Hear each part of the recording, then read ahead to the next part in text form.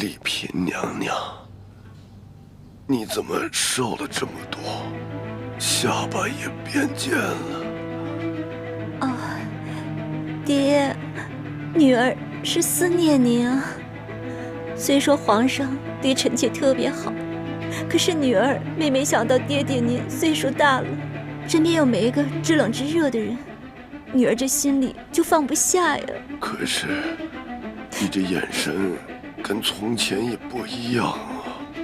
爹，您糊涂了，女儿已进宫数月，哪能跟在家里当姑娘时一样啊？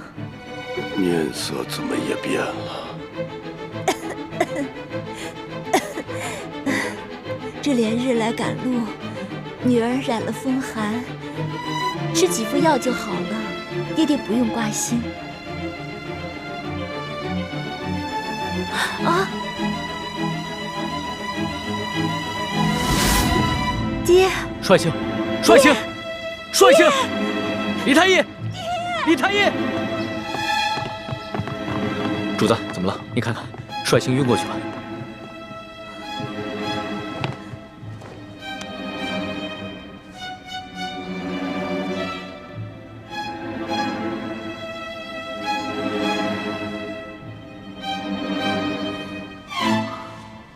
主子，舒大人的脉象很不好，只怕随时都可能。啊！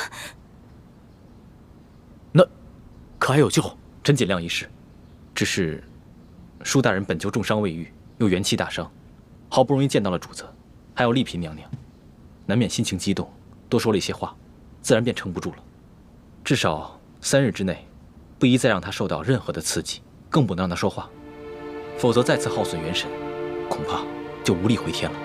知道了，你先去煎药吧，臣遵旨。丽嫔娘娘，主子，要不然咱们也先出去吧，让舒大人好好在这儿静养一下。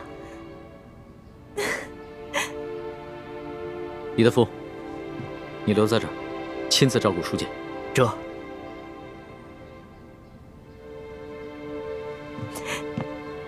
走吧。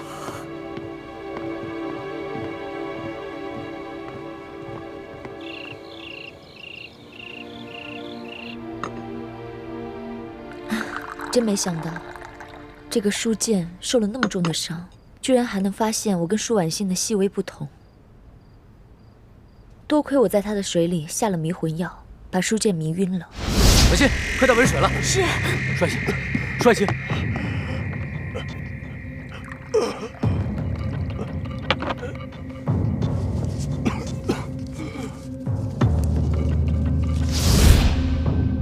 否则，他再多盘问我几句，就算我能应付得过去，康熙啊，也还是会起疑心的。也不知道六师傅找到舒婉欣了没有？咱们两边都不能再出半点岔子了，否则倾城的身份就暴露了。只有我一个人暴露不要紧，万一康熙心思那么缜密，他会想咱们在宫中的点滴细节，就会把你们两个也怀疑上的。舒婉欣就交给六师傅了。至于这个舒剑，不能让他再醒过来了。你们什么意思啊？你要杀了舒剑啊？不行，我不同意。舒剑不同于鳌拜，也不同于刘德昭。在鳌拜权势熏天的时候，他就敢冒死向皇上上密折，为民请命，这样的好官你也要杀呀？我不懂什么国家大事，我也不明白为什么师傅们一直说要光复大明，但我只知道，在这个世上，你们跟师傅是我最亲的人。既然你们说我们是大明的子民，那我就有责任跟你们一起光复大明。可如果光复大明就要滥杀无辜的话，这我坚决不同意。欢妹，你别说了，我不听。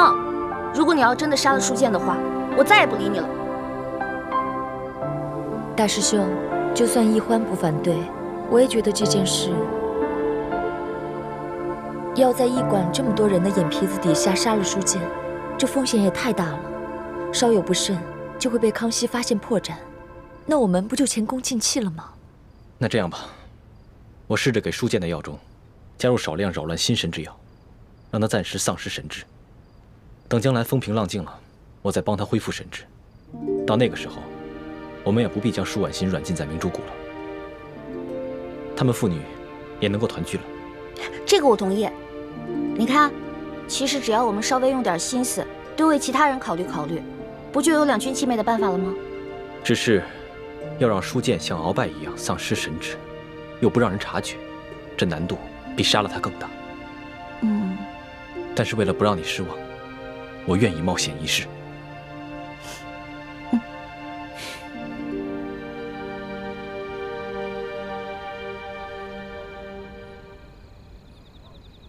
二公子，本钦差听舒大人说，就在案发的前一晚，平西王爷曾经派人来找过你。不错，事发前一晚，我父王确实派人来找过我，只因为我等刚出云南境内，就遭遇了一股劫匪。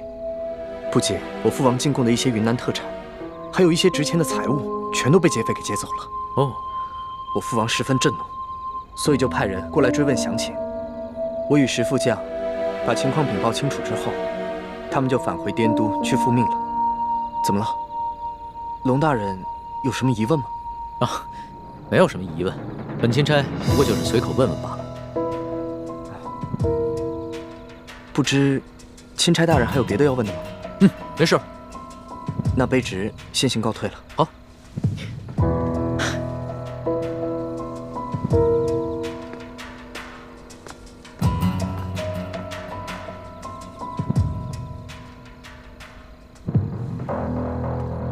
这吴应奇遇到舒剑之前，确实遭遇过劫匪，他们也向朝廷禀报过，所以我才会派舒剑护送他们进京。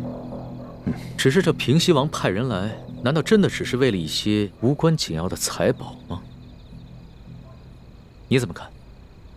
主子，您是不是怀疑这刺杀舒总兵的刺客和平西王有关？可是，如果这平西王早就知道这金钥匙的秘密，那何必先派自己的儿子把金钥匙送往京城，然后再派人半路去抢劫呢？那你觉得谁的嫌疑最大？奴才以为，这刘德昭可是鳌拜一手提拔的，鳌拜老奸巨猾，他会不会假意向皇上禀告这金钥匙的秘密，然后暗地里又派人悄悄地来劫呢？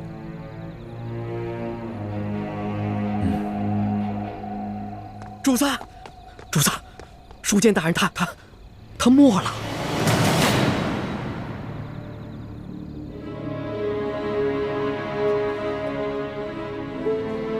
奴才一直听从主子的吩咐，守在舒剑大人的房门外，就连一只苍蝇也不让飞进去。可是刚半夜的时候，奴才就腹内疼痛，我等不及换班的人来，就去了趟茅厕，前后才一盏茶的功夫。等我回来，舒大人他就……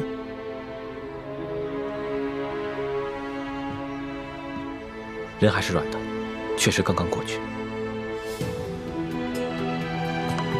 父亲，父亲，父亲！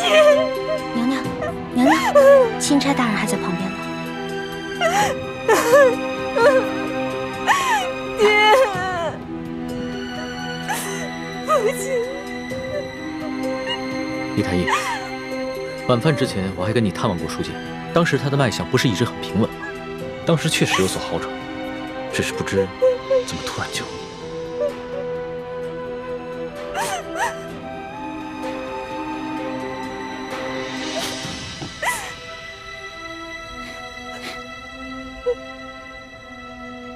怎么了？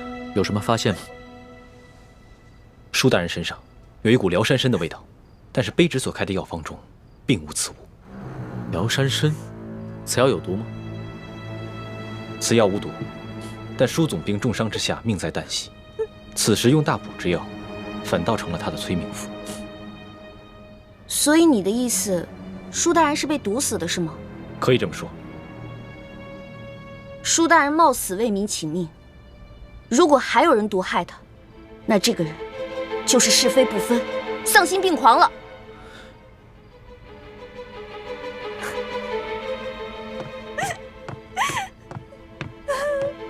主子，卑职已将这驿馆里的所有人等全部都拘押起来了。好，你先分别询问，只要是有可疑的人，全部都带到大厅来，待会儿我亲自审问。这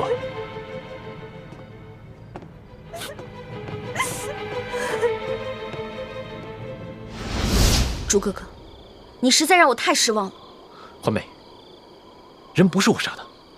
不是你杀的，不是你杀的，是谁杀的？你对我就这么没信心吗？今夜我在叔父的饭菜里放了一些泻药，等他腹痛去了茅房，我正准备悄悄潜入书剑的房间，为他服下迷魂丹，不料我却发现。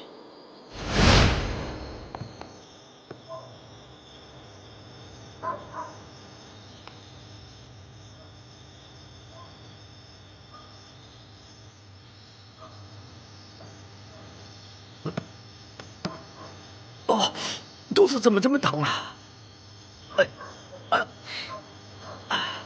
咱家换班的人怎么还不来呀？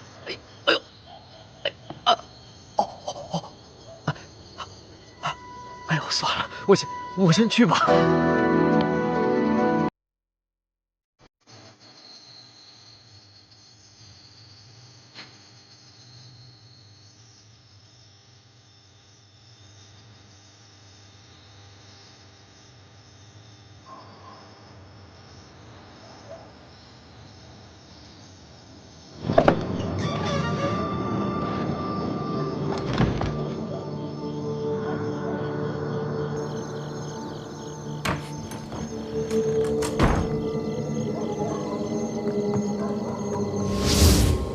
你是说有人抢在你之前杀了书剑？没错，而且那个人我们都认识，是这个驿馆的驿丞。驿丞？驿丞为什么要杀书剑啊？你就这么不相信我？康熙说什么你都信，偏偏我说什么你就不信。不是朱哥哥，你先别生气啊。现在听你这么一说，我心里的石头落地了。知道吗？如果你为了光复大明，变成了心狠手辣、不择手段的人，那样我会很难过、很失望的。你放心，光复大明是我一生的责任，我无法逃避，只能全力以赴。但是在我心里，永远把你放在最重要的位置。你的朱哥哥宁愿死，也绝不会让你失望，让你憎恨。朱哥哥，你能不能别这样看着我呀？你跟我说的这些话让我觉得压力特别大。你不要觉得有压力，这是我对你的心。至于你对我的心，都听听你的意愿，我绝不勉强。你说那个驿丞为什么要杀书剑啊？早不杀晚不杀，偏偏这个时候杀他。我也不知道。康熙已经命索额图挨个审问所有的人。我虽然没有办法出面拆穿驿丞，但这个小小的驿馆早就被索额图所带领的大内侍卫在暗中包围，外人根本无法进入。要想查出在夜间行迹可疑之人，并非难事。糟了，这樊姐姐叶哥哥还在驿馆当中呢，他们会不会被索额图当成疑凶啊？小师妹，我们没事，放心吧，叶哥哥，没事就好。小师妹，大师兄，我们又见面了。叶师弟，你送给欢妹的金手镯很好看，我替她谢谢你。我本来想让她把那手镯戴上，好歹别辜负了你一片心意，但她自己不愿意戴，所以……叶哥哥，我现在的身份是钦差大臣的丫鬟，所以我身上不能带贵重的东西。不过你放心吧，我把那个金手镯已经好好的收藏起来了。不戴就不戴吧，收好就行了。大师兄，索额图已经找我们问过话了，有吴应奇作保，他也不敢为难我们。那就好。如果不出所料的话，康熙应该很快就会查出是驿丞下的毒。不，真正毒死书剑的不是驿丞。书剑伤情好转，肯定是吴应奇和石庆红不愿意看到的。而正巧师姐的房间就在石庆红和吴应奇的对面，所以今天晚上我也让师姐多留意一点他们那边的动静。我一直观察着对面的房间，结果发现石青红悄悄从房间溜去。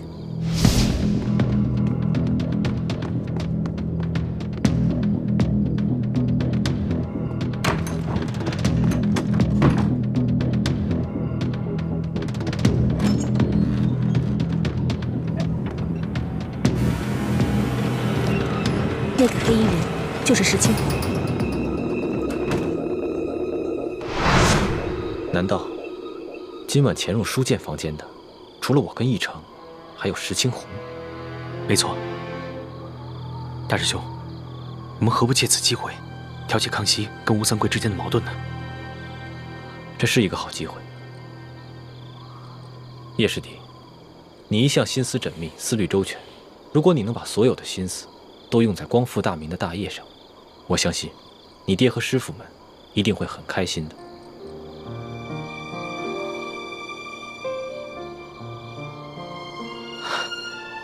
我知道了，大师兄，我一定会抛弃杂念，一心光复大明大业。好，但愿你能说到做到。啊，此处不是说话之地。索额图已经将驿馆的人通通绑起来，等着康熙亲自审问了。我和叶师弟也得赶紧先回房间了，你们也快点去听审吧。好，注意安全。走，注意安全啊！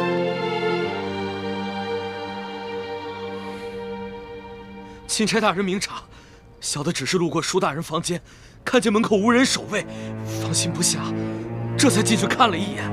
怎么会是小的下药杀了舒大人呢？你还敢狡辩？本官已经问得清清楚楚，李太医开的药方中根本就没有辽山参。药铺的伙计也已经证实，今天下午你确实去买过这种药。驿馆的人也看到你夜半之时悄悄进过厨房。大人饶命！大人，小的是看着舒大人近日身子虚弱，想帮他进补，小的也不知道这补药居然还会杀人呢。到了现在你还敢抵赖，真的以为本官好欺骗是吧？你一个小小的驿丞，怎么会有胆子谋杀朝廷命官？肯定是有幕后主使。你最好从实给我招来，说不定我还能留你一命。回禀大人，小的冤枉。小的在药里面确实放了辽山参，但舒大人却非死于小人之手。今晚，小的端着药碗去给舒大人送药。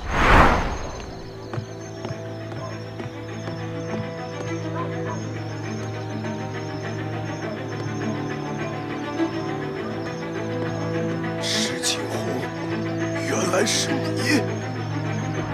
真正的凶手跟小人一样，是用辽山参杀人。小的听见舒大人在临死之前亲口喊出了真凶的名字，就是石青红。混账！你血口喷人！钦差大人，卑职今天晚上一直在二公子房间陪二公子下棋，这一点，二公子可以为卑职作证。不错，钦差大人，今晚石青红一直在我屋里与我对弈，直到听到舒大人身故的消息，我们俩才一起出来。钦差大人，此事非同小可。石青红是卑职的人，此事可是牵涉到平西王府的清誉。我父王历来是效忠朝廷，效忠皇上。我吴应奇也是深受我父王的教诲，对朝廷对皇上，那是忠心不二。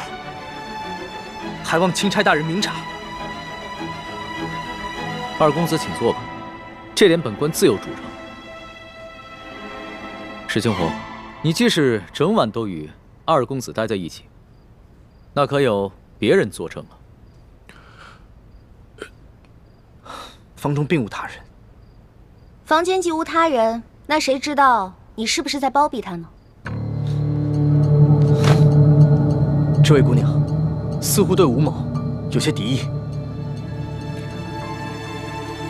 休得无礼！这平西王乃是国之栋梁，朝中良臣，不可无端猜测。倒是你一成，你虽已承认有杀人的动机，可究竟是谁指使你这么干？无人指使，是小的与舒大人有私人恩怨。舒大人官拜三品，你一介小小驿丞，恐怕连给舒大人提鞋都轮不上，何来私人恩怨之说呀？不瞒大人，舒大人曾经因为小事给了小的一马鞭，小的就此怀恨在心。但舒大人确实不是小的杀的，还望大人好好审问石青红。够了！我平西王府与你素昧平生，你为何硬要将这屎盆子扣在我平西王府头上？小的确实亲耳听见舒大人临死的时候说的是你的名字，小人没有撒谎。你石青红，不得鲁莽！钦差大人，自有公道。义成，你本就是一个小小的议程，哪有胆子谋害朝廷命官？你最好老老实实的说出你的幕后主使，要不然的话，很可能会罪加一等，连累你的家人。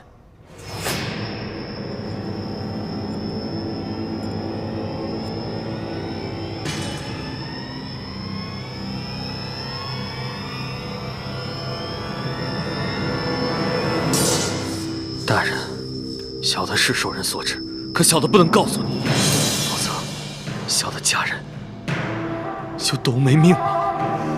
小的有罪，可他们是无辜的。大人，就让小的以死谢罪吧。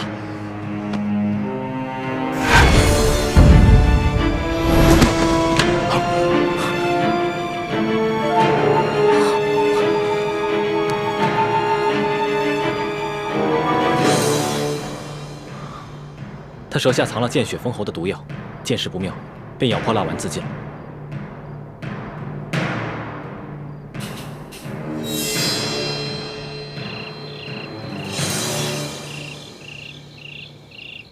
今天晚上我看见的人是义成，但是抢在义成前面的是石青红。看来想对书剑不利的，应该有3路人马。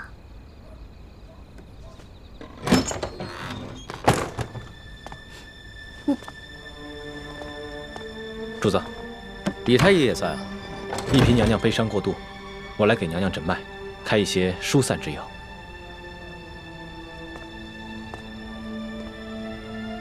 婉心啊，你不要太过伤心了。你爹虽然去了，但是我会照顾你一辈子的。至于你爹的后事，你要是有什么想法，就尽管提出来。臣妾是没侥幸，一切但凭主子裁夺。行。那我决定明日一早就护送你爹的灵柩回太原府。虽然这宫里规定，这后宫的嫔妃不能因为娘家的丧事披麻戴孝，但是这是宫外，朕特许你穿素衣，以尽孝道。等回了宫以后，朕再追封你爹为从一品，以慰你爹的在天之灵。谢主子隆恩。哎，龙小弟，你可得为娘娘的爹报仇才是。这个义成说的石青红，可是吴应琪身边的贴身侍卫。小声点，小心隔墙有耳。哦，我也怀疑这个人是吴三桂，只是此人极其奸诈狡猾，很有可能在鳌拜身边埋伏了奸细。说不定他送出金钥匙以后，才知道金钥匙的底细，再派人追回也是极有可能的。只不过吴三桂兵强马壮，雄霸一方，我暂时不想打草惊蛇。哦，怪不得主子要替他敷衍过去呢。这鳌拜的余党和吴三桂，都是我的心头大患。可是这重症不可用奇药啊。主子，这舒总兵之死，还有山西的贪腐窝案，可不是一时半会儿能够查清楚的。这为了安全起见，不如主子您早些回京吧，然后由奴才陪着丽嫔娘娘一起护送舒总兵的灵柩返乡，可好啊？索大人所言极是，主子，还是早点回京吧。行了，我知道你们担心我的安危，但是这次出宫以来，所见到的事情简直闻所未闻。纸上得来终觉前，我还是想在这山西多待几天，多体察一下民情。可是主子，现在这情况实在是太复杂了，这万一出现什么意外，奴才怕是担当不起啊。身为天子，最大的威胁不是一些宵小之徒的暗杀，而是没有能力治理好这个国家，让百姓天天盼着你死。我不可能一辈子都待在深宫里面，仅凭折子来治理天下。虽然在这儿体察民情会冒一些风险，但是既是值得，也是应当。龙小弟，说得好，我支持你。以后无论你做出什么决定，我这个老大都会拼命保护你的。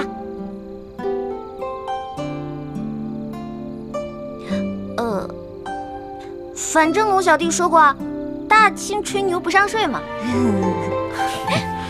老大，你虽然力有不逮，但其心可嘉。你这份情我领了。主子，通宵审案，这天都快亮了，主子还是早点休息吧，保重龙体要紧。我哪还睡得着啊？天一亮，我们就出发吧。这，钦差大人，今天一早，石青红就去了那个义成的家，听其邻居讲，就在前几日，巡抚衙门的捕头在其家搜出一箱赃银，目前他的妻儿老小全都入狱了。本钦差明白了，多谢二公子。哎，钦差大人，我无视父子，无论是对皇上还是对朝廷，那都是忠心不二。还望钦差大人回到宫中，在皇上面前多多美言。啊，那是自然。只不过这未被盗的永历帝遗物，就有了二公子继续送往京城。咱们就此别过，后会有期。后会有期。大人，请上马。上。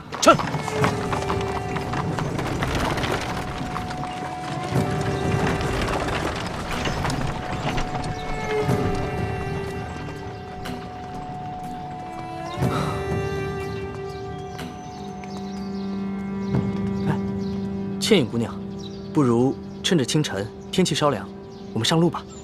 好。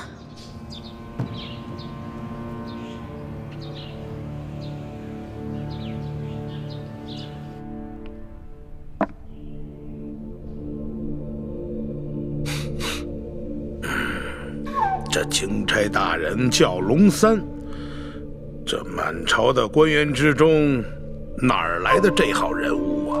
这龙大人一行十分低调，一直身着便衣，从不惊动地方官府。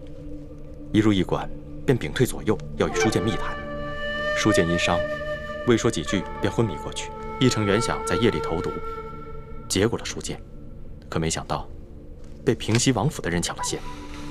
龙大人不敢得罪平西王，所以就把责任全都推给了义成，逼着他说出幕后的主使。哼，这不是自己给自己找麻烦吗？啊！本来这书剑御赐与我们没有一文钱的关系呀。本想着这次可以除却我这眼中钉，现在可倒好，这屎盆子全都扣到咱们自己脑袋上了。大人，义成知道自己把事情办砸了，怕连累妻儿老小，已经服毒自尽，并未供出大人。我告诉你，若是此事深查的话，那还查不出来这义成的一家老小是咱们抓的？这龙大人一看还不明白？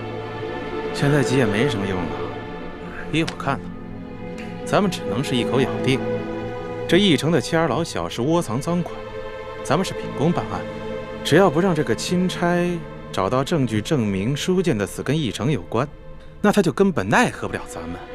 但愿吧，但愿这个钦差大臣跟以往是一样的，是一个懂规矩、好说话的。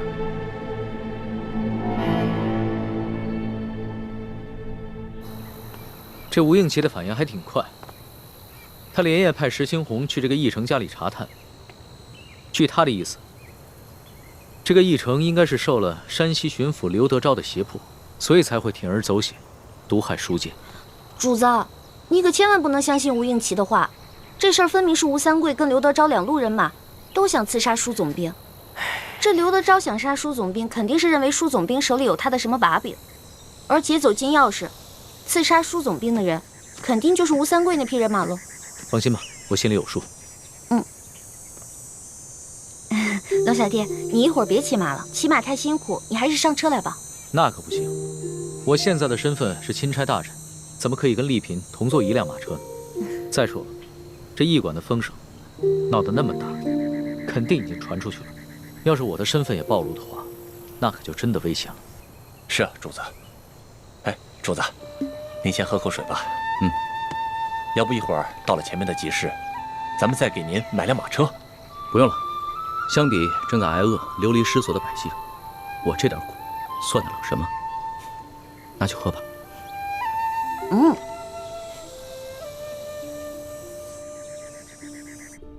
大人，卑职还探听到一个重要情况，与龙大人同行的还有一个年轻神秘的女子，一直戴着面纱，深居简出，闲杂人等一律不能靠近，就连钦差大人都对她礼遇有加。哦，连钦差大人都对他礼遇有加，这么说的话，这个女人的身份比钦差还尊贵了。是了，这个女人就是舒建的独生女儿舒婉心。舒婉心，大人，舒婉心不是前几个月选秀进宫了吗？我听说这个舒婉心刚一进宫，就得到了皇上的圣宠，先是被封为了丽人，很快又被加封了丽嫔，现在她入主永和宫啊。所以说呀，这个龙大人对她礼敬有加，那也是说得通的。可依大清律令，后宫嫔妃若非伴驾，不得离京，违令者死罪。大清的律例是死的，但这个人是活的。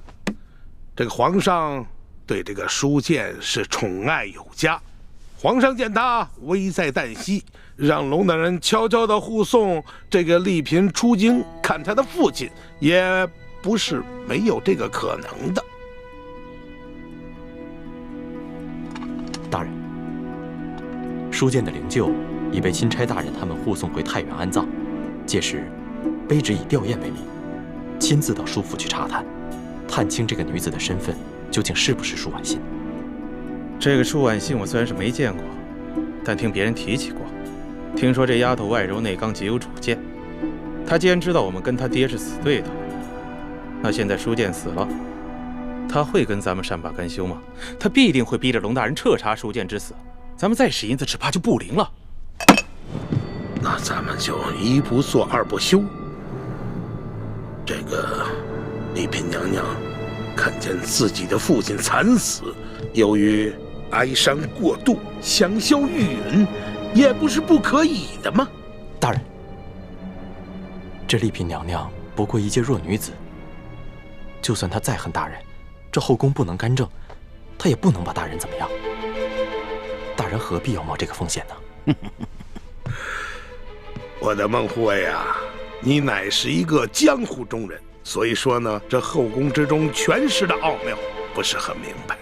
我告诉你，后宫之中女人最大的机遇，那就是母凭子贵。你说现在皇上这么宠幸着丽嫔娘娘，她早晚会为皇上生下一个皇子的。到那个时候，那丽嫔娘娘能放过我们吗？能不报复我们吗？所以啊，我们现在要尽早的除掉她。说得对，姐夫。斩草必须除根。趁着舒建死了，舒府上下现在人心惶惶，我可以趁机收买他几个下人，将来无论咱们想干什么，那都有个准备，不是？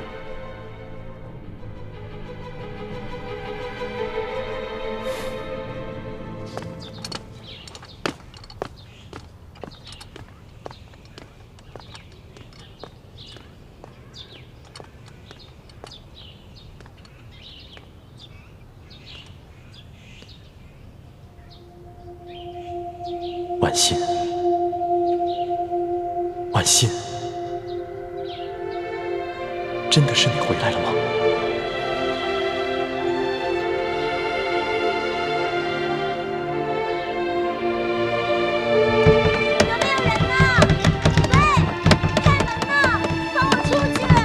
有没有人呢？喂，有没有人呢？切，放我出去！还想出去？放我出去！喂，有没有人呢？放我出去！放我出去！快别哭喊了。咱们这庄园啊，地处郊外，整个庄园有上百亩地，都是咱们老爷的。你就算喊破喉咙也是无用。喂，你们老爷是谁呀？为何这样强抢民女？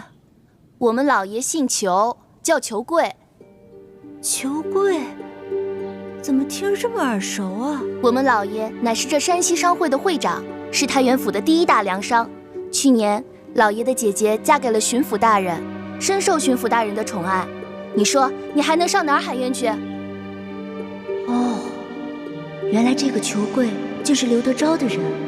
刘德昭是我爹爹的死对头，还好我刚才晕过去了，不曾说出自己的身份，不然不仅会连累我爹，而且还会被重新送进宫去，那样我就再也见不到我的孟哥哥了。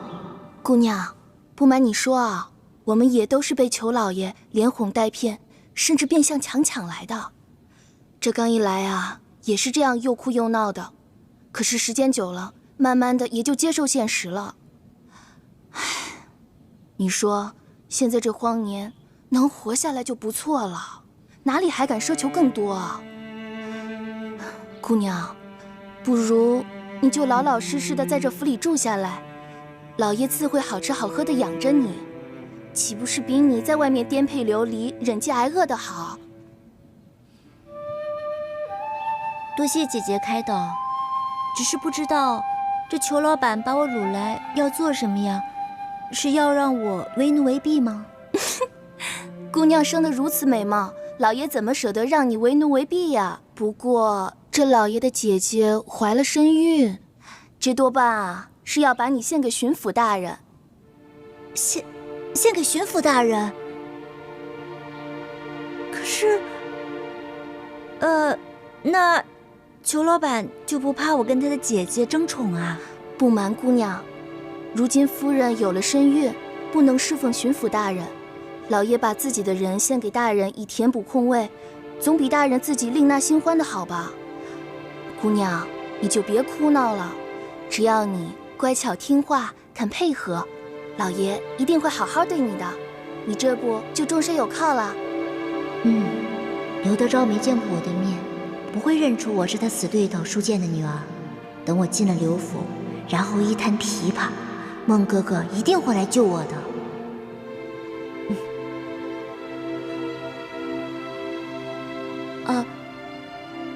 谢谢姐姐，我听你的劝，我会听裘老板的话，好好服侍巡抚大人的。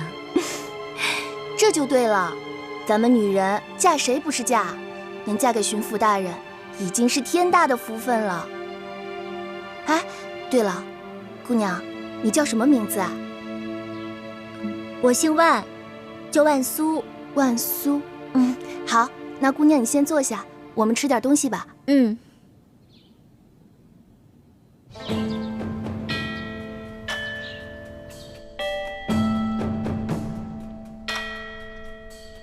索图说，李氏兄妹倒是没什么异常的举动，对皇上也算是忠心呢。